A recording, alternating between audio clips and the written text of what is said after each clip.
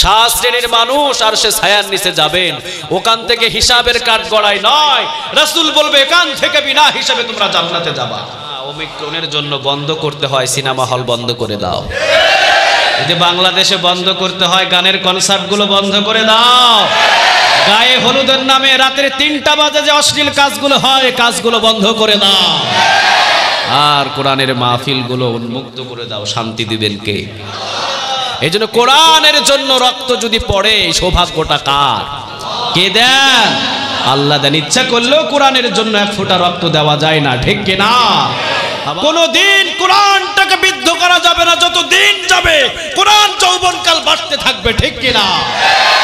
ইসলামকে নিয়ে আলেমদেরকে নিয়ে কথা বলছো, যদি সাহস থাকে সাতকানিয়ার জমিনে এসে কথা বলো, পিটার চামড়া নিয়ে ঢাকা যাইতে পারবা না।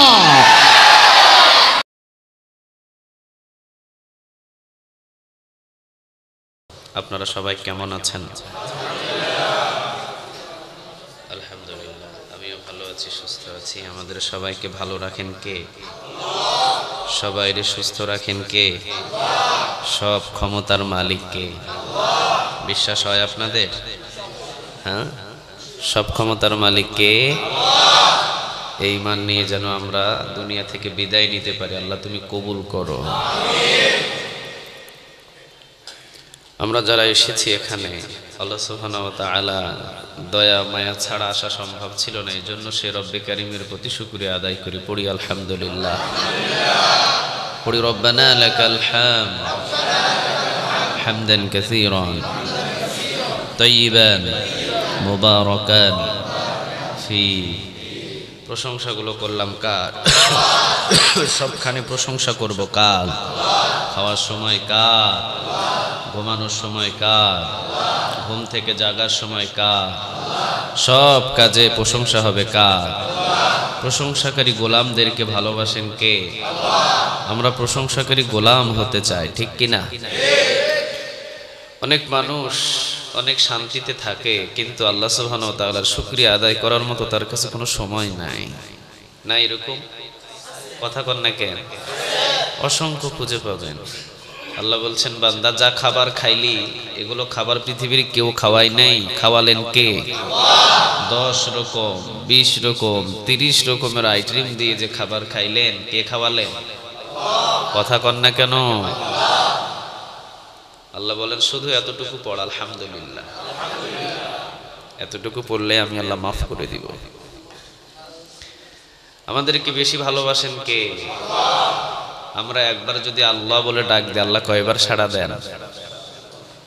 কয়বার? 70 বার সাড়া দেয়। সুবহানাল্লাহ বলবেন না? অসংখ্য নিয়ামত দিয়েছেন আল্লাহ আমাদের। আল্লাহ বলছেন শুধু পানির হিসাব যদি তোদের কাছ থেকে নিই তোরা দিতে পারবি না। এই জীবনে আমরা কত হাজার লিটার পানি খরচ করেছি, আল্লাহ যদি বলে ওইটার হিসাব দে, পারবেন কেউ দিতে? কথা কর না কেন? পারবো না। আল্লাহ বলছেন সব মাফ করে দিব, শুধু খাওয়ার পর শুকরিয়া আদায় করতে হবে কার? কিন্তু আমরা অনেকে আছি খাবার খাই, খাবার পরে কি পড়তে হবে ওইটাও জানি না। উল্টা আরো বরদোয়া বা উল্টা আরো এমন কথা বলে ফেলি যে যা রান্না হয়েছে একটাও ভালো হয় নাই, আর উল্টা ভুল ধরে আসে। গুস্ততে লবণ বেশি, এরপরে মর্গের রোস্টে ঝাল হয় নাই, খাবারের আইটেম ভালো হয় নাই। কে বলেছে আপনাকে এগুলো বলতে? যা খাইছেন কি পড়বেন? দোয়া পড়লে তো ভালোই, আলহামদুলিল্লাহিল্লাযী আত'আমান আত'আমানি ওয়াসকিমান সাকানি। পরের বাড়িতে খাইছেন, দোয়া পড়লে যদি না পারেন কতটুকু পড়বেন? মাফ করে দিবেন কে? তো এই জন্য আল্লাহ অসংখ্য নিয়ামত দিয়েছেন আমাদের। ওয়া ইন তাউদ্দু নি'মাতাল্লাহি লা তুহসুহা। আল্লাহ নিয়ামত গুণে শেষ করা যাবে? বলেন পারবেন? কে নিয়ামত গুণে শেষ করতে পারবেন বলেন? সম্ভব নয়। রাসূল সাল্লাল্লাহু আলাইহি ওয়াসাল্লাম বলছেন মাছ যেই রকম ভাবে পানিতে ডুবন্ত, আমি আর আপনি আল্লাহ নিয়ামতের ভিতরে ভাবে ডুবে আছি। কত নিয়ামত দিয়েছেন আমার আল্লাহ। মাছ যেভাবে পানির ভিতরে ডুবে আছে, আমি আর আপনি আমাদের সবাইকে এই নিয়ামতের ভিতরে ডুবিয়ে রেখেছেন কে? যেদিকেই তাকান কার নিয়ামত? কথা বলেন না কেন? আপনার ছোট্ট ছেলেটার দিকে তাকান, এত সুন্দর করে বানাইছে কে? আপনার মায়ের দিকে তাকান, এই মাটাকে বানালেন কে? যাকে বাবা বলে ডাকেন ওই বাবাটাও কার নিয়ামত? আপনার পুরো শরীরের ভিতরে যা আছে এই নিয়ামতগুলো কার? কত নিয়ামত আপনি চিন্তা করবেন।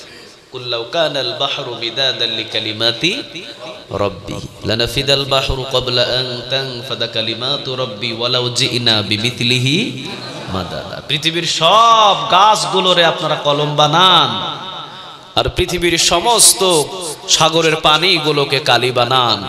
এই গাছ আর এই সমস্ত সাগরের পানি এখন কলম আর কালি দিয়ে লেখা শুরু করেন আল্লাহ নিয়ামত, সব হারিয়ে যাবে, নিয়ামত লিখে শেষ করতে পারবে না। এত নিয়ামত খাওয়ার পর এরপরও আজান হলে দেখা যায় দোকানে বসে থাকে। জুমার দিন অসংখ্য মানুষ আছে এরকম, জুমার নামাজটাও পড়তে পারে না, ঠিক কিনা? এরপরেও আল্লাহর রাগান্বিত হন না। আল্লাহ বলেন, তুই ফজর পড়স নাই তাতে কি হয়েছে, তুই জোহরে যা, আমি মাফ করে দিব।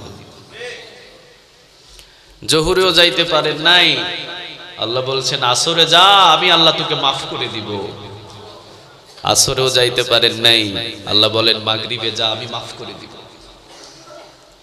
মাগরিবও নাই, এশাও নাই, খাবারের টেবিলে বসে গেছেন, 10-15 রকমের আইটেমের খাবার। আল্লাহ যদি বলতেন মুখ বাঁকা হয়ে যা, বাঁকা হইতো না? কথা কন না কেন? কিন্তু এত রকমের আইটেমের খাবার খেয়ে ঘুমাতে চলে গেলেন, আপনি ঘুমিয়ে গেলেন। নামাজ নাই, সারাদিন আল্লাহকে ডাকা নাই। আল্লাহ রাগান্বিত হয়ে গজব পাঠায় না। আল্লাহ বলে আজকে পড়স নাই, আগামীকাল তো পড়বে, ঠিক কিনা? অসংখ্য বৎসর আপনি গুনাহ করেছেন, আল্লাহ রাগান্বিত হয়ে গজব দেন না। তাকিয়ে আছে একদিন, কোন দিন তুই ক্ষান্ত হবি, কোন দিন থেমে যাবি, সেই দিনই তুই আমার কাছে তাওবা করলে আমি সব গুনাহ মাফ করে দিব। ভালোবাসা বেশি কার? আরো জোরে বলেন কার? আমরা এখানে আজকে বসতে পেরে খুশি না বেজার? আমরা সবাই আজকের জীবনটা থেকে আমরা পরিবর্তন করব ইনশাআল্লাহ। বেনামাজি যদি থাকি আজ থেকে কি হবেন? কথা বলেন না কেন? কি হবেন? যাদের তাসবিহ একটু কম পড়েন তারা আজ থেকে বেশি বেশি তাসবিহ পড়া শুরু করবেন। রাজি আছেন তো? একবার সুবহানাল্লাহ বললে আসমান জমিনের খালি জায়গা নেক দিয়ে পূরণ করেন কে? একবার আলহামদুলিল্লাহ বললে আসমান আর জমিনের খালি জায়গা আল্লাহ নেক দিয়ে পূরণ করে দেন। তাসবিহগুলো পড়বেন সব সময়ের জন্য।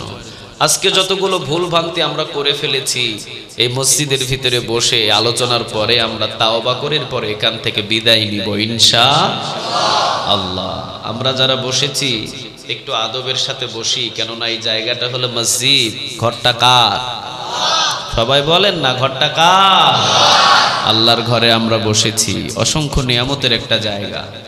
রাসূল বললেন যাদের কলিজাটা মসজিদের সাথে ঝুলন্ত থাকে তারা আরশের ছায়ার নিচে জায়গা পাবে। সুবহানাল্লাহ বলবেন না? 7 শ্রেণীর মানুষ জায়গা পাবে। কয় শ্রেণী? কথা বলেন। একটা শ্রেণী সে যার কলিজাটা একবারে মসজিদের সাথে ঝুলিয়ে রাখে। আমাদের কলিজাটা মসজিদের সাথে ঝোলায় না, আমরা আমাদের কলিজা দোকানে ঝোলায় রাখি। কথা বলেন না কেন? দোকানে ঝুলিয়ে রাখে। সকালে ফজর নামাজ নাই, সকালে ঘুম থেকে উঠলেই আকিজবুড়ি একটা ধরায়া চলে যায় কুদ্দুস মিয়ার দোকানে। 10টা পর্যন্ত বসে থাকে, কাজ নাই কাম নাই কিছু নাই। আছে কি? কার বউ কি হয়েছে, কার মেয়ে কি হয়েছে, কার ছেলে কোন রাজনীতি করতেছে, সবগুলো ফাউতাবাজি কথা, ঠিক কিনা? নামাজ নাই, এগুলা ভাইরাস। এই ভাইরাসদের জন্যই আজকে সমাজের ভিতরে অশান্তি। এরপরে আবার কোন রকম ফিরে আসলো বাড়িতে, সাহেবের মতো এসে বউরে কয় কি রাঞ্চোস, 19-20 হলে ওখানেও কিল, ওখানেও মারধর। আবার একটু বেলা গড়িয়ে যায়, নামাজ নাই কিছু নাই, আর একটা আকিজবুড়ি ধরে আবার ওই দোকানে 3বার 4বার দোকানে আপ ডাউন করে। দোকানের সাথে কলিজাটা ঝোলায়া রাখছে। রাসূল বললেন মসজিদে ঝোলাইতে, আমরা ঝোলাইছি কোথায়? কথা বলেন না কেন? কোথায়? দোকানে। এগুলোকে পরিবর্তন করেন। পরিবর্তন করার সময় এখন। মুরব্বীরা তো পরিবর্তন করেই ফেলেছে, যুবকেরা পরিবর্তন করেন। কারণ যুবকদের যে যৌবনকাল, এই যৌবনকালের হিসাবটা নেবেন কে? আল্লাহ বলবেন এই যৌবনকালের হিসাবটা দে, দিয়ে আমার জান্নাতে চলে যা। সুবহানাল্লাহ বলবেন না? যৌবনকালে যদি আপনার আমল কমে যায়, আল্লাহ বলেন মুসিবতে পড়বি। আর যদি যৌবনকালের আমল ঠিকঠাক হয়, বৃদ্ধকালে না করলেও পুষিয়ে দিবেন কে? আরো জোরে বলেন। বাংলাদেশ সরকার পেনশনের ব্যবস্থা করেছেন। সরকারি চাকরি করছেন 60 বছর, এরপরে আপনি মুরব্বী হয়ে গেছেন, এখন সরকার বসে বসে বেতন দেয়। তে সরকার যদি করতে পারে, আল্লাহ পারে না? কথা কন না কেন? যৌবনকালে ইবাদত করেছেন, বৃদ্ধকালে একদিন তাহাজ্জুদ নামাজ পড়তে পারেন নাই। কিরামান কাতিবিন ইয়ালামুনা মা তাফআলুন, তারা কলম লেখা শুরু করেছে, আজকে তাহাজ্জুদ নামাজ সে পড়ে নাই। আল্লাহ বলেন কলম চালাবি না, আমার এই গোলামটাকে আমি বৃদ্ধ বানিয়েছি, যৌবনকালের ইবাদতের তাহাজ্জুদের নেক বৃদ্ধকালে উঠায়া দে।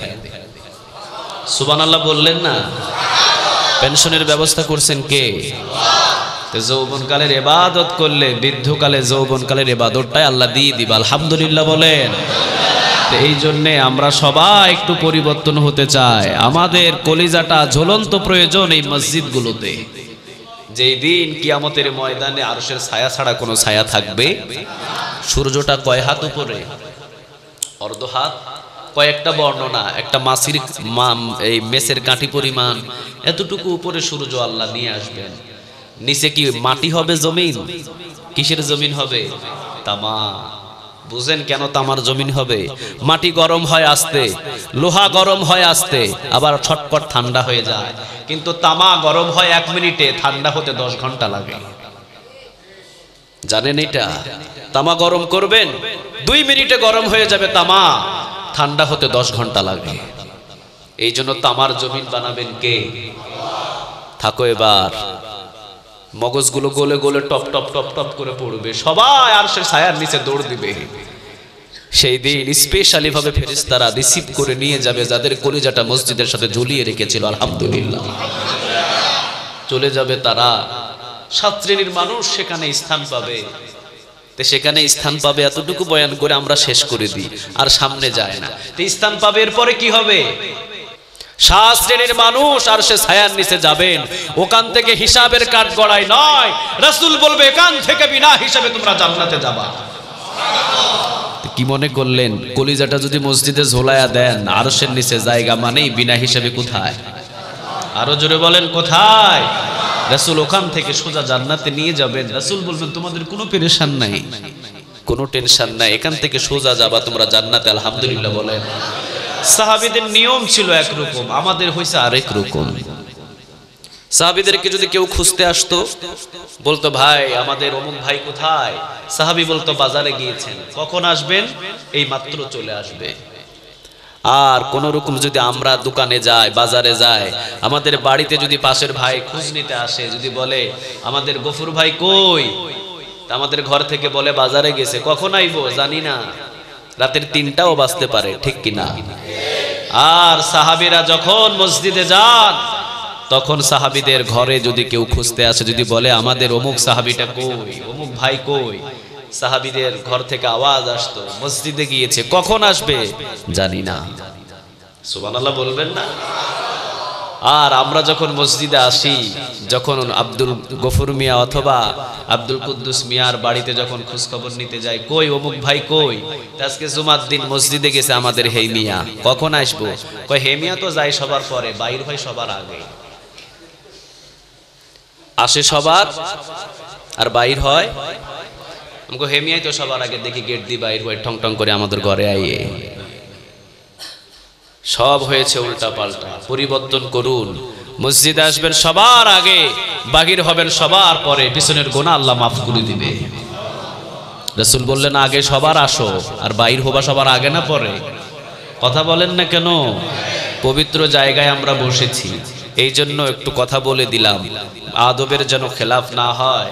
মসজিদ ঘর, আল্লাহর ঘর, এটা একটা রহমতের কেন্দ্র। আলহামদুলিল্লাহ রহমত বর্ষিত হয় একবারে কাবা ঘরে, সেখান থেকে এই জুমা মসজিদগুলোতে সব ফেরেশতাগুলো বন্টন করে দেন। আলহামদুলিল্লাহ বলেন।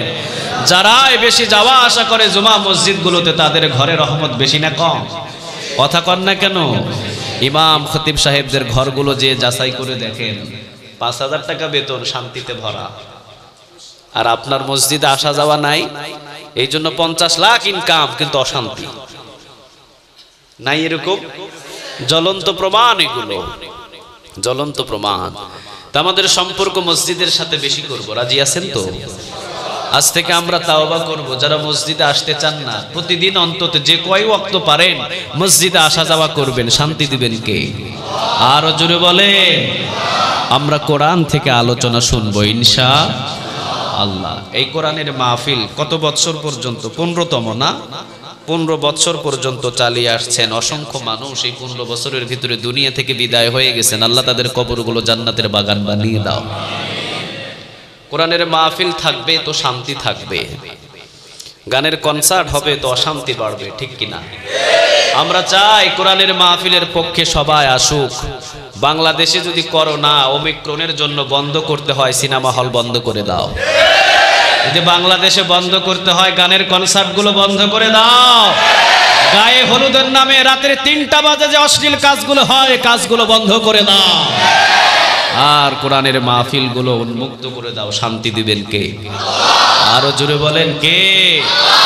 কোরআনের পক্ষে থাকেন। কোরআনের পক্ষে যারাই ছিল তাদের সম্মান বেশি না কম? কথা বলেন না কেন? কি সম্মান আল্লাহ তাদেরকে দিয়েছেন। ইন্নাহু লাকুরআনুন কারীম, কোরআনটাই হলো সম্মানিত কিতাব, ঠিক কি না? সূরা ওয়াকিয়াতে আল্লাহ বলছেন ইন্নাহু লাকুরআনুন কারীম ফি কিতাবিম মাকনুন লা ইয়ামাসসুহু ইল্লাল মুতাহহারুন। আল্লাহ বলছেন সম্মানিত কোরআন, যারাই টাচ করেছে তাদের সম্মান বেশি। আলহামদুলিল্লাহ বলেন। সমস্ত ফেরেশতাদের সরদার যিনি, জিবরিল আলাইহিস সালাম, কেন তিনি সরদার হলেন? কোরআনটাকে নিয়ে আসার কারণে তাকে সব ফেরেশতার সরদার বানালেন কে? আবার রাসূলের উপরে কোরআন নাজিল হলো। রাসূলের উপরে কোরআনটা নাজিল হওয়ার কারণে সব নবীদের চাইতে সম্মান বেশি না কম? সম্মান বাড়িয়ে দিলেন কে? আবার যেই মাসে নাজিল হলো কোরআন, ওই মাসের সম্মান বাড়ালেন কে? আবার যেই রাতের ভিতরে কোরআনটা নাজিল হলো, ওই রাতের সম্মান বাড়িয়ে দিলেন কে? আবার পৃথিবীর যত মানুষ এই কোরআনের পক্ষে কাজ করলেন, যারা রক্ত ঝরালেন তাদেরকে সম্মান দিলেন কে? পৃথিবীতে যতগুলো শহীদ হবে, মহিলা সর্বপ্রথম যিনি শহীদ হলেন হযরত সুমাইয়া রাদিয়াল্লাহু তাআলা আনহা। পৃথিবীতে যতগুলো শহীদ হবে কোরআনের জন্য, এক একটা সম্মান, এক একটা মর্যাদা, এক একটা নেক সুমাইয়ার আমলনামায় জমা করে দিবেন কে? সৌভাগ্য ছিলেন এই নারীটা। আলহামদুলিল্লাহ বলেন। প্রথম শহীদ হলেন এই কোরআনের জন্য। আবু জেহেল অনেক নির্যাতন করেছিলেন, উত্তপ্ত বালুর উপরে শুইয়ে রেখেছিলেন। এরপরে একটা মূর্তি নিয়ে তার মুখের কাছে ধরছেন, সুমাইয়ার মুখের কাছে গিয়ে বলছেন পড়, এই মূর্তিটা তোর রব বল। সুমাইয়া মুখের ভিতরে থুতু নিয়ে আবু জেহেলের মুখের উপরে মারলেন। সুবহানাল্লাহ বলবেন না? কত বড় সাহস ছিলেন, কত বড় ঈমান মজবুত ছিলেন। সুমাইয়া বললেন জীবন দিয়ে দিব, কিন্তু খবরদার কোরআনের দল থেকে 1 ইঞ্চি পরিমাণ আমারে সরাতে পারবে না। 1 ইঞ্চি পরিমাণ সরাতেও পারেন নাই। আবু জেহেলের সব শক্তি প্রয়োগ করলেন, পারলেন না। যখন মুখের উপরে থুতু মারলেন, অসংখ্য নেতাগুলো দাঁড়িয়ে আছে, নেতাগুলোর সামনে যখন সুমাইয়া তার মুখের উপরে থুতু নিক্ষেপ করলো, আবু জেহেল অনেক রাগান্বিত হলেন। পাশেই একজনের কাছে বল্লম ছিল, হাতের ভিতরে বল্লমটা নিয়ে লজ্জাস্থানে আঘাত করলেন। সুমাইয়া রাদিয়াল্লাহু তাআলা আনহা চিৎকার দিলেন। মক্কার আনাচে কানাচে চিৎকারটা পৌঁছে গেল, আর সুমাইয়া বিদায় হলেন। লা ইলাহা ইল্লাল্লাহু মুহাম্মাদুর রাসূলুল্লাহ সাল্লাল্লাহু। কালেমা পড়তে পড়তে বিদায় হয়ে গেলেন। সম্মান দিলেন কে? আরো জোরে বলেন তো দেখি কে? কিয়ামত পর্যন্ত সুমাইয়ার ইতিহাসটা সমস্ত মুসলমানগুলো বলবে, সমস্ত মুসলমানগুলো শুনবে। কিয়ামত পর্যন্ত এগুলোকে অটল রেখে দিবেন কে? চলতেই থাকবে এগুলো।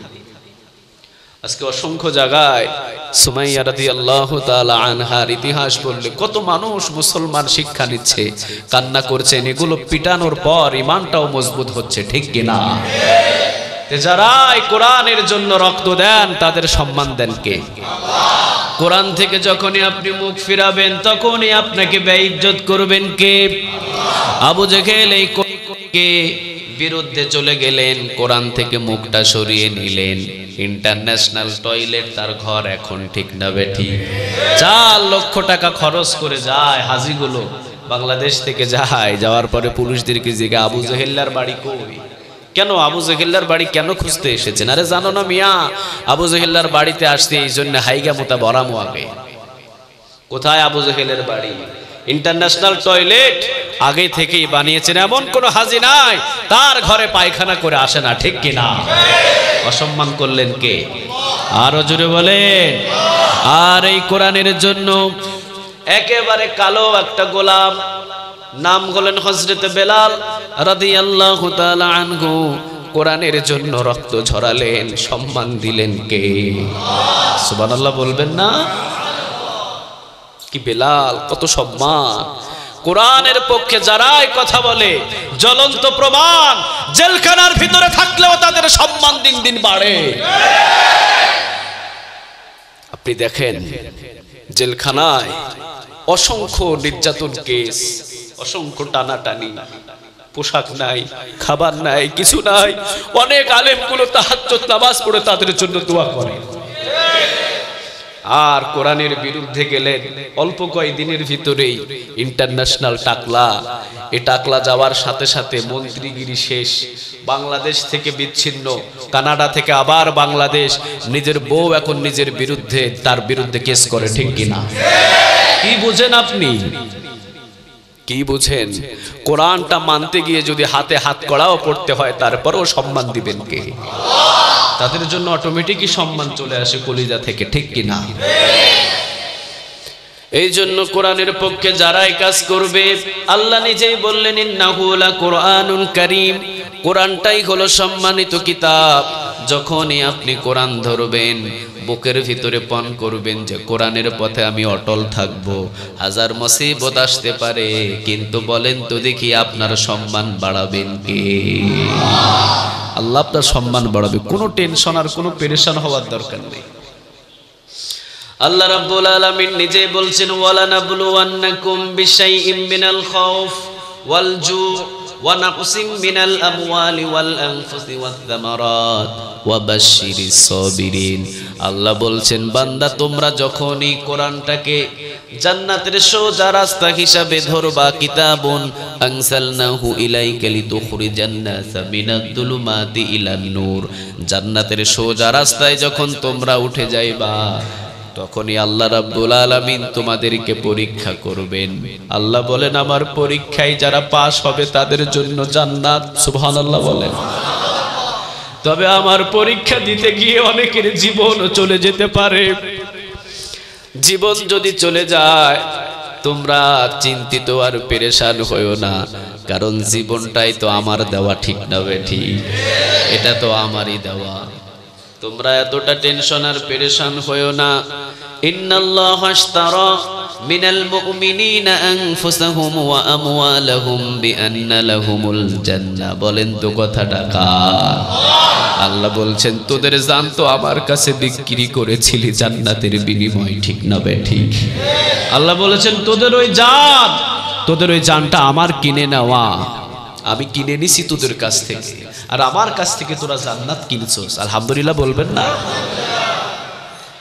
আল্লাহ রাব্বুল আলামিন বললেন তোদের এই জানটা আমি কিনে নিয়েছি, কিন্তু আমি এই জানটা নিয়ে কি করবে এই জন্য তোদের কাছেই রেখে দিলাম। কিন্তু খবরদার, যখন আমি নিব যদি না দিতে পারিস কিয়ামতের ময়দানে জবাব নিবেন কে?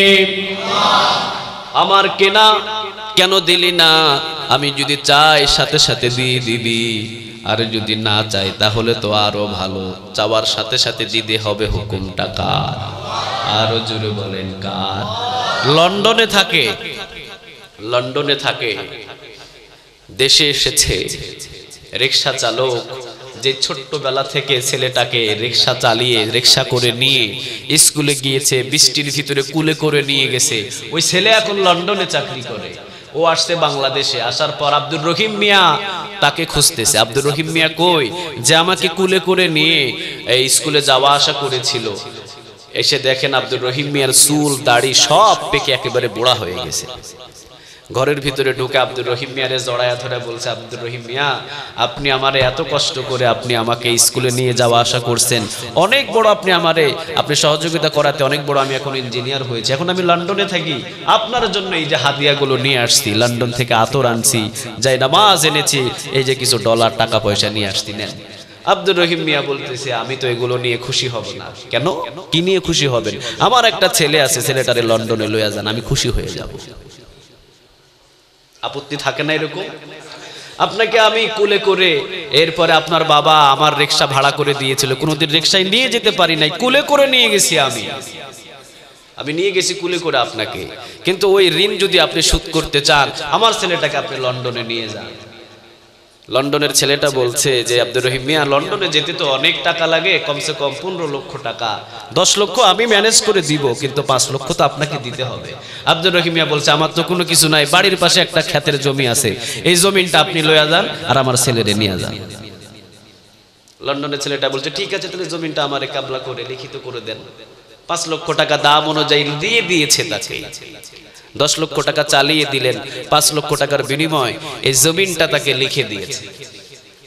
বাস যাওয়ার জন্য প্রস্তুতি হয়েছে, ছেলের পাসপোর্ট ভিসা সবগুলো রেডি করে আব্দুর রহিম মিয়ারে বিদায় জানিয়ে বলছে, ঠিক আছে, আমি তো চলে যাচ্ছি লন্ডনে, আবার কোন দিন আসি, আপনার ছেলেকে নিয়ে চলে যাচ্ছি, তবে আমি যে আপনার বাড়ির পাশে যে ক্ষেতের জমিনটা কিনছি, ওই জমিনটা আমি লন্ডন থেকে তো চাষবাস করতে পারবো না, ওইটা আপনারই দিয়ে দিলাম, নামে আছে আমার, কিন্তু কামে কার? কথা বলেন না কেন? নামে আমার, কামে আপনার, আপনি এটা চাষবাস করে আপনি খায়েন, সমস্যা নাই, তবে খবরদার সব করবেন, লাল শাক করবেন, মূলা শাক করবেন, সব করবেন, কিন্তু পাট শাক করিয়েন না। পাট শাক চিনেন তো? পাট শাক চিনেন? নাচ্চা শাক চিনেন? নাচ্চা শাকও চিনেন? নাচ্চা শাক এটা কি বড় হয় না ছোট হয়? অনেক বড়। যাক, নাচ্চা শাক দিয়ে উদাহরণ দিই। লন্ডনের ছেলেটা বললেন, আব্দুর রহিম মিয়া, সব করবেন, সবই করিয়েন, আমি আপনারে দিয়ে দিলাম খাওয়ার জন্য, আপনি মূলা শাক করেন, কলমি শাক করেন, আপনি ধান রোপণ করেন, আপনি যত মূলা শাক যা আছে সবগুলো করেন, তবে আমার একটা দাবি, নাচ্চা শাক করিয়েন না। আপনি নাচ্চা শাক করবেন না, নাচ্চা শাক না ছাড়া সব করেন। ছেলেটা নিয়ে চলে গেছে, এয়ারপোর্টে ঢুকতেছে, বিসমিল্লাহ বলে গুটি গুটি বৃষ্টি আসছে, হে আব্দুর রহিম বিসমিল্লাহ বলে চাষবাস করে দিছে নাচ্চা শাক। কোন শাক? কথা কন না কেন? নাচ্চা শাক বিসমিল্লাহ বলে দিছে, ওইটা আগে বানবে, ওইটা ফালাইয়া দিছে ওখানে। পাশের বাড়ির আব্দুল গফুর মিয়া ফোন দিয়ে কয়, মিয়া, কারে লন্ডনে লইয়া যান? যারে লন্ডনে লইয়া যাইতেছেন, হে মিয়ারে বলছেন জমিনটা তাকে দেওয়ার জন্য, সে করি খাইতেছে, শুধু নাচ্চা শাক আপনি নিষেধ করছেন, ও বিসমিল্লাহ বলে ওইটাই আগে শুরু করছে। এখন বলেন, ছেলেরে লন্ডনে নিবে না নাতি দিয়া ফালাইয়া দিবে? লন্ডনে কি নিয়ে যাবে না লাথি দিয়া ফালাইয়া দেবে? ফালাইয়া দেওয়াটাই উচিত, ঠিক কিনা? কেন? সবগুলো করতে বলছিলাম, মানা করছিল কয়টা? আরো জোরে বলেন, কয়টা? আব্দুর রহিম মিয়া, তোমারে সবগুলো খাইতে বলছিলাম আমি, সব খাও, শুধু নাচ্চা শাকিনা নিষেধ করছিলাম, তুমি বিসমিল্লাহ বইলা ওইটাই আগে লাগাইলা কেন? বোঝা যায় তুমি জমিন চাষ করে খাওয়ার মতো তোমার সেই যোগ্যতা নাই, ঠিক কিনা? আল্লাহ বলছেন, ইন্নাল্লাহা আশতারা মিনাল মুমিনিনা আনফুসাহুম ওয়া আমওয়ালাহুম বিআন্না লাহুমুল জানটা আমি কিনে নিছি তোদের কাছ থেকে, কিন্তু আমি জান নিয়ে করবো কি? তোদেরকেই দিলাম, তোরাই করে খা, সব খাবি, বিড়ি খাস না, সিগারেট খাস না, সুদ খাস না, ঘুষ খাস না, বিসমিল্লাহ বলে ওইটা দিয়ে আমরা উদ্বোধন করি, ঠিক কিনা? ওইটা দিয়ে আমরা শুরু করি। রাগান্বিত হন কে? আরো জোরে বলেন। এই জন্য আল্লাহ রাব্বুল আলামিন বলছেন, বান্দা তোদের জীবনটা আমার কিনা, কিন্তু আমি তোদের জীবন নিয়ে কোনো কিছুই করার প্রয়োজন নাই, তোদেরকে দিয়ে দিলাম। কিন্তু খবরদার, যেই দিন আমি চাইবো সেই দিন দিতে হবে একজনকে। বলেন তিনি কে? খালিদ বিন ওয়ালিদ রাদিয়াল্লাহু তাআলা আনহু বিছানায় শুয়ে আছেন, মারা যাচ্ছেন। নিজের মেয়ে কান্না করছে। খালিদ বিন ওয়ালিদ দুই চোখ বেয়ে বেয়ে পানি টপ টপ করে পড়ছে। নিজের মেয়ে বলছেন, বাবা, এই মুহূর্তে এত হাউমাউ করে চোখের কোনা বেয়ে বেয়ে টপ টপ করে পানি পড়ছেন। খালিদ বিন ওয়ালিদ বললেন, মা, অসংখ্য যুদ্ধের ময়দানে আমি গিয়েছি, কালেমা পড়ার আগেও যে যুদ্ধের ময়দানে গিয়েছি, ওই যুদ্ধের ময়দানে বিজয় দিয়েছেন কে? খালিদ বিন ওয়ালিদ তিনি যুদ্ধের ময়দানে যেই যুদ্ধে গিয়েছেন সেই যুদ্ধেই বিজয়। আলহামদুলিল্লাহ বলেন। কালেমা পড়ার আগে গেলেন উহুদের প্রান্তরে, বিজয় দিলেন কে? রাসূল সাল্লাল্লাহু আলাইহি ওয়াসাল্লামের দান্দান শহীদ হলো, আঘাত পেলেন রাসূল, খালিদের বিজয় হলো। এরপরে কালেমা পড়লেন, যত যুদ্ধের ময়দানে গিয়েছেন সব যুদ্ধের ময়দানে খালিদের বিজয়। কিন্তু মৃত্যুর বিছানায় খালিদ শুয়ে আছে, হাতের দিকে তাকায়, খালিদ নিজের বাহুর দিকে তাকায়, খালিদ পায়ের দিকে তাকায়, খালিদের বুকের দিকে তাকায়। খালিদের মেয়েকে বলে, মা, তুই আমার পিছনের সাইডটা দেখ, দেখ কোনো কাটার চিহ্ন আছে কিনা। খালিদ বিন ওয়ালিদ রাদিয়াল্লাহু তাআলা আনহুর মেয়ে বলে, আব্বু কোনো কাটার চিহ্ন নাই। খালিদ বিন ওয়ালিদ রাদিয়াল্লাহু তাআলা আনহু হাতের দিকে তাকায়, কোনো কাটার চিহ্ন নাই। কান্না করেন আর বলেন, কিয়ামতের ময়দানে কে নিয়ে আমি দাঁড়াবো, যাদের ময়দানের কোনো কাটার চিহ্ন আমার শরীরের ভিতরে নাই। যদি একটা চিহ্ন থাকতো অন্তত বলতে পারলাম, আল্লাহ একটা চিহ্ন নিয়ে এসেছি, অনেক কাফের আমাকে আঘাত করেছে, চিহ্নর বিনিময় তুমি আজকে আমারে মাফ করে দাও। কি চিন্তা ছিল তাদের, কেমন চিন্তা! কান্না করছেন বারবার খালিদ। খালিদ রাদিয়াল্লাহু তাআলা আনহু বারবার কান্না করছেন, কিন্তু কোনো চিহ্ন নাই শরীরের ভিতরে। নিজের হাতের দিকে তাকায়, এত যুদ্ধের ময়দানে তরবারি চালিয়েছি, কাফেরের কোনো তরবারি এসে আমার একটা হাতে কূপ লাগতে পারে নাই, কোনো কাফের এসে আমাকে একটা আঘাত করতে পারেন নাই। এত যুদ্ধের ময়দানে গেলাম, বিছানায় মৃত্যু হচ্ছে খালিদের, কষ্টেই বুকটা ফেটে যাচ্ছেন। ওমর রাদিয়াল্লাহু তাআলা আনহু আসলেন আর বসলেন। ওমর বললেন, খালিদ, দোয়া করলাম আল্লাহ যেন তোমাকে শহীদ হিসাবে কবুল করে নেয়। আলহামদুলিল্লাহ বলেন। এই জন্য কোরআনের জন্য রক্ত যদি পড়ে, সৌভাগ্যটা কার? কে দেন? আল্লাহ দেন। ইচ্ছা করলেও কোরআনের জন্য এক ফোঁটা রক্ত দেওয়া যায় না, ঠিক কিনা? আবার অনেকে দেখেন হঠাৎ করে কোরআনের জন্য রক্ত পড়ে গেছে, আলহামদুলিল্লাহ বলেন। 2 ফোঁটা জিনিস আল্লাহ বেশি পছন্দ করেন, জোরে বলেন কয় ফোঁটা?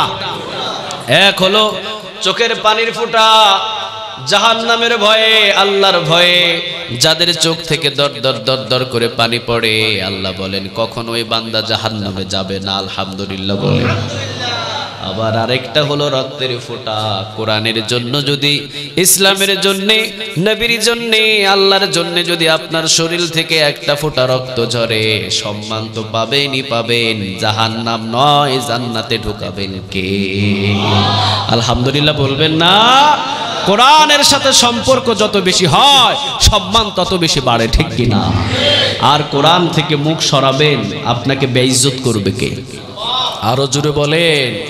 ইন্নামা আমরুহু ইযা আরাদা শাইআন আইয়াকুলা লাহু কুন। আল্লাহ শুধু বলতে দেরি, গজব আসতে দেরি হয় না, ঠিক না বে ঠিক? ওয়া তুইজ্জু মান তাশা ওয়া তুযিল্লু মান তাশা বিয়াদিকাল খায়র ইন্নাকা আলা কুল্লি শাইইন। আল্লাহ রাব্বুল আলামিন বলছেন, সম্মান দিতে পারি আমি, আবার বেইজ্জত করতে পারি আমি। আমি ইচ্ছা করলে জুতার মালাও পরাইতে পারি, আবার ইচ্ছা করলে ফুলের মালা, ঠিক না বেটি? যতই বড় ক্ষমতাশীল হন, যত বড় ক্ষমতার উপরে বসে থাকেন, আল্লাহ যদি ইচ্ছা করে আপনাকে ক্ষমতা থেকে নামায়া জুতা পিটা করাইতে পারে, আবার আল্লাহ যদি ইচ্ছা করে রিকশা চালক থেকে ক্ষমতার চেয়ারে বসাতে পারে। হুকুমটা চলে কার? সবগুলো আল্লাহর হুকুম মতো চলে, পৃথিবীর মানুষের কোনো ইচ্ছায় চলে না, ঠিক কিনা? এই জন্য আমরা কোরআন থেকে কথা শুনবো। কোরআনের সাথে সম্পর্ক যার যত বেশি, সম্মানও তার তত বেশি। আলহামদুলিল্লাহ বলেন। আপনি দেখেন না এখানে একটা কোনো গুনাহ যতক্ষণ এখানে বসে থাকবেন আপনার দ্বারাই হবে না, ঠিক কিনা? হেফাজত করছেন কে?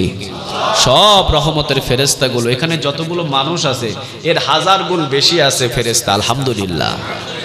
রাসূল বলেন আল্লাহ রাব্বুল আলামিন প্রতিটা মানুষের হেফাজতের জন্য কমসে কম 20 জন ফেরেশতা নিযুক্ত করছে। কয়জন? কথা কন না কেন? তাহলে মানুষ প্রতি 20 জন হলে কত হাজার হবে? এখানে 1000 তো পার হয়ে যাবে, ঠিক কিনা? আরেকটা বর্ণনায় প্রত্যেকটা জয়েন্টে জয়েন্টে আল্লাহ একটা করে ফেরেশতা রাখছে। সুবহানাল্লাহ বলবেন না? সহিহ বুখারীতে এসেছে যেখানে কোরআনের কথা চলে চতুর্দিকে ফেরেশতাগুলো ভিড় জমানো শুরু হয়। আলহামদুলিল্লাহ বলেন। আমাদেরকে দেখছেন তারা, আমরা কি করতেছি তারা দেখছেন। আলহামদুলিল্লাহ। এই জন্য কোরআনের সাথে যত সম্পর্ক করবেন সম্মান বাড়াবেন কে? আরো জোরে বলেন কে? আপনি দেখেন না আপনার বাড়িতে যে ছোট্ট একটা রেহেল থাকে, প্রতিদিন এই কোরআনটা আপনি রেহেলের উপরে রেখে দেন, হঠাৎ যদি কোনোদিন লাথি লাগে কি করেন? কথা বলেন না, কি করেন? কেন সালাম করেন? আপনার ঘরের ভিতরে তো সোফা খাট আছে, এরপরে বক্স খাট আছে, অসংখ্য কাঠের জিনিস আছে আপনার ওখানে। হাজার প্রতিদিন লাথি লাগছে, কোনো সালাম নাই। 50 টাকার একটা রেহেলে লাথি লাগলে চুমা দেন, সালাম দেন কেন? 24টা ঘন্টা রেহেলের সাথে কোরআনের সম্পর্ক, এই জন্য ওইটার সম্মানও বেশি, ঠিক কিনা? এই জন্য আমরা কোরআনের সাথে সম্পর্ক করবো। আল্লাহ তুমি কবুল করো। আরো জোরে বলেন আমিন। এই কোরআনের ভিতরে সূরা আছে কয়টা? একটু সবাই বলেন না কয়টা? 114টা। আমরা মানি কয়টা? 114টায় মানি তো ইনশাআল্লাহ। কয়টা মানি? 114টা। কোরআনটা আমরা এমন একটা কিতাব, যতই তেলাওয়াত করি ততই কি লাগে? মজা লাগে না? হ্যাঁ, এই মসজিদে এসে যারা ইমাম সাহেবের পিছনে প্রতিদিন নামাজ পড়েন, সূরাতুল ফাতিহা প্রতিদিন শুনছেন, বিরক্ত লাগছে কোনোদিন? কথা বলেন না কেন? বিরক্ত লাগছে? কোরআনের একটা এমন একটা সম্মান যা আপনি বলে শেষ করতে পারবেন না। কয়েকটা কোয়ালিটি আছে এই কোরআনের। পৃথিবীর সবচাইতে পাঠিত কিতাবটাই হলো 30 পারা কোরআন, ঠিক কিনা? আপনি একটা একটা কিতাব দেখান না, অমুক মনীষীর কিতাব বা অমুক কিতাব তমুক কিতাব সবচাইতে বেশি পাঠিত হয়েছে, আছে এরকম? নাই। কিন্তু কোরআন এতবার খোলা হয়েছে, এতবার তেলাওয়াত হয়েছে, এই কিতাবের মতো এতবার পঠিত কিতাব বিশ্বের ভিতরে খুঁজে পাওয়া যায় না, ঠিক কিনা? আবার আরেকটা গুণ, এই কোরআনটা এতটা ছাপানো হয়েছে, পৃথিবীর কোনো কিতাব এতটা ছাপানো। আবার এই কোরআনটার আরেক গুণ, যতবার শুনি তত কি লাগে? কথা বলেন না, কি লাগে?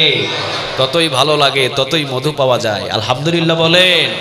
কিছুক্ষণ আগে যে হাফেজগুলো তেলাওয়াত করলো, একজনের কণ্ঠে একরকম মজা। আলহামদুলিল্লাহ। চলে যান কাবা ঘরের চত্বরে, আব্দুর রহমান আস-সুদাইস তেলাওয়াত যখন করবেন, চোখের কোনা বেয়ে বেয়ে টপ টপ টপ টপ করে পানি পড়বে। আলহামদুলিল্লাহ বলে। আবার আমাদের বাংলার জমিনের ভিতরে অসংখ্যবার কোরআনের ময়দানে এসে যখন কোরআন খুলে খুলে আয়াত দিয়ে দিয়ে তাফসীর করতেন, যদিও এখন 11টা বছর কারাগারের ভিতরে বন্দী হয়ে আছে, এখনো মোবাইলের ভিতরে যদি তার আলোচনা চালিয়ে দেন, কখন যে চোখের কোনা ভিজে যায় টেরও পাওয়া যায় না, ঠিক না বেঠিক? টেরও পাওয়া যায় না। কি মজা এগুলো! এই মজাগুলো দিয়েছেন কে? আরো জুড়ে বলেন। আল্লাহ দিয়েছেন। আল্লাহ বলছেন একজনের কণ্ঠে, একজনের বলিতে একজনের মজা দিব। আলহামদুলিল্লাহ। কোরআনটা হলো এমন একটা কিতাব, যতবার আপনি শুনবেন ততবারই মজা। এমন মজা পাবেন কোনোদিন আপনার বিরক্ত কখনো কখনো আসবে না।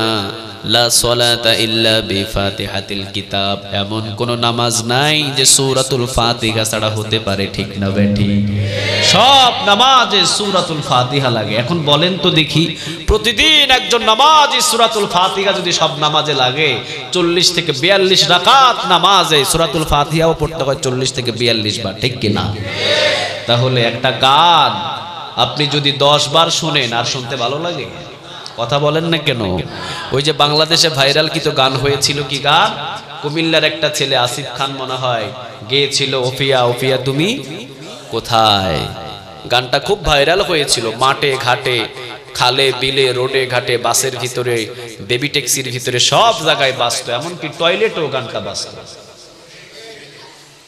এখন কি আছে জনপ্রিয়তা? কথা বলেন না, আছে?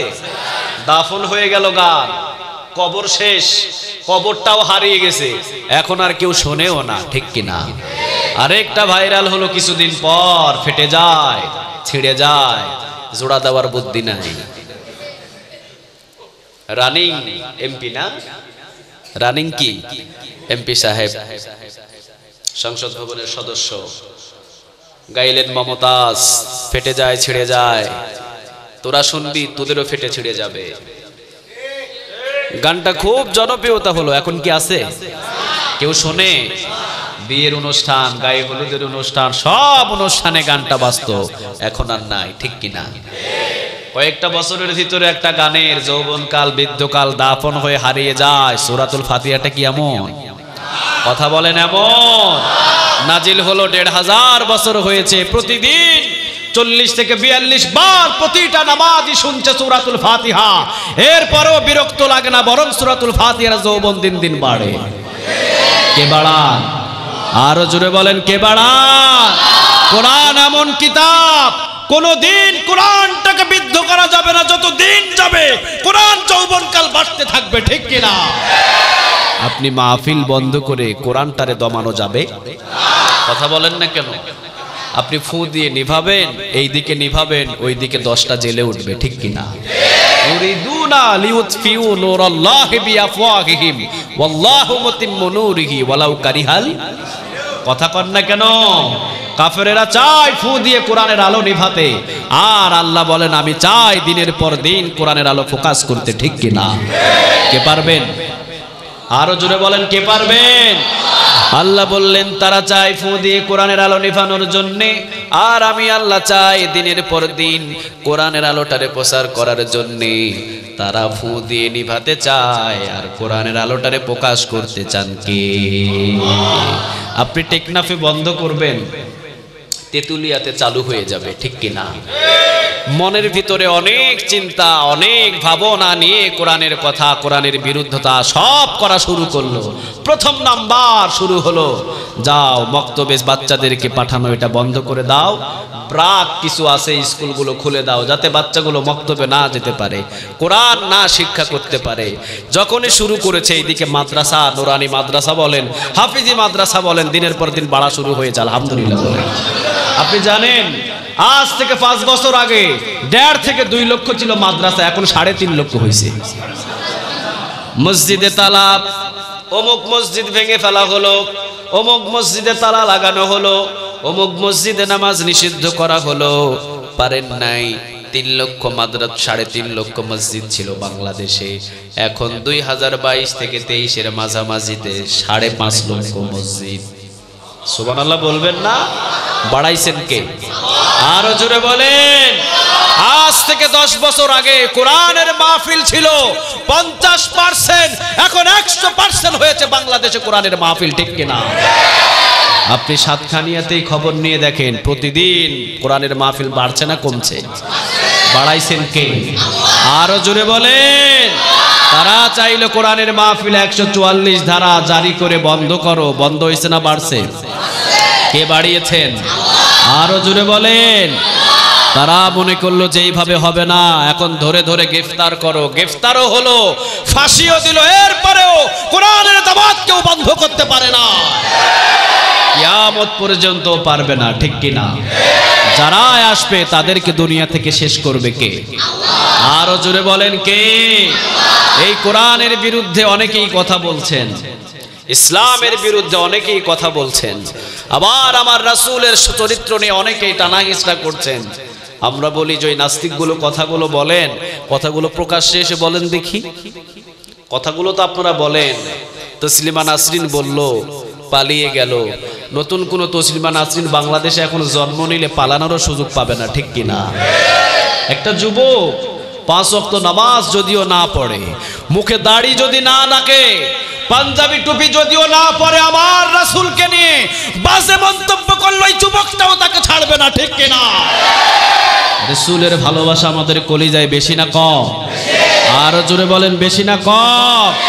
আমরা এখন অনুরোধ নয়, আমরা এখন সামনে থেকে হুঁশিয়ার দিতে চাই, ঠিক কিনা?